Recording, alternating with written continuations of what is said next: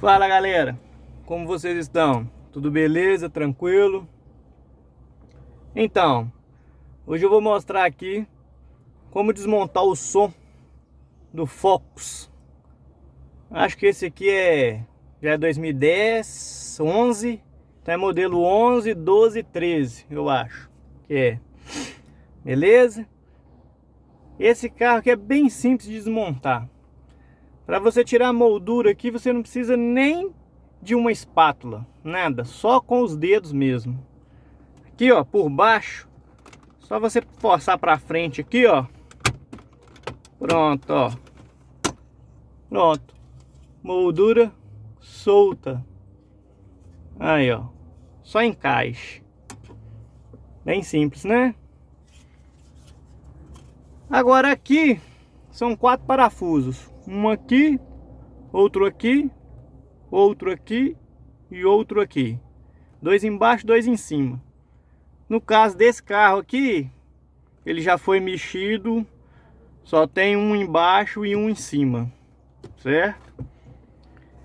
Aqui o parafuso é Torx, que é essa chave aqui, ó. É diferente da Phillips, né? Vamos ver se dá para vocês verem aqui. Essa chave aqui, ó. Tá? Vamos tirar os parafusos aqui.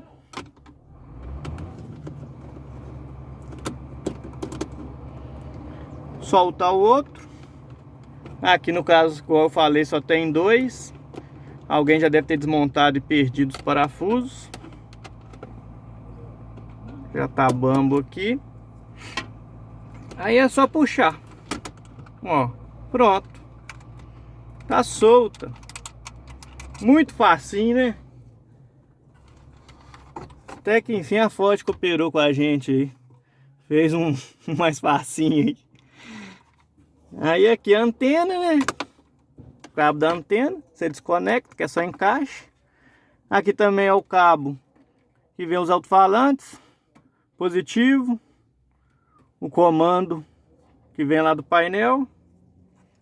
Esse aqui eu tô desmontando, que eu vou puxar alguns sinais aqui, que eu vou instalar um módulo do cliente lá atrás. Pro Zé. Salve aí, Zé. Vou mostrando aqui no seu carro como é que desmonta aqui. Beleza, galera? Muito fácil, né? Pra você montar o mesmo processo, né? Simples, simples. Não tem segredo. Encaixou. Tem uma borracha lá atrás, você tem que encaixar ela certinho. Que é essa borracha aqui, ó.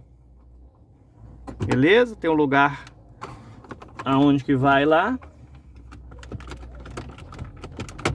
Pronto, encaixou, parafusou, encaixa a moldura de novo. Beleza? Se gostou do vídeo, deixa aquele likeão aí pra gente. Se inscreve no canal.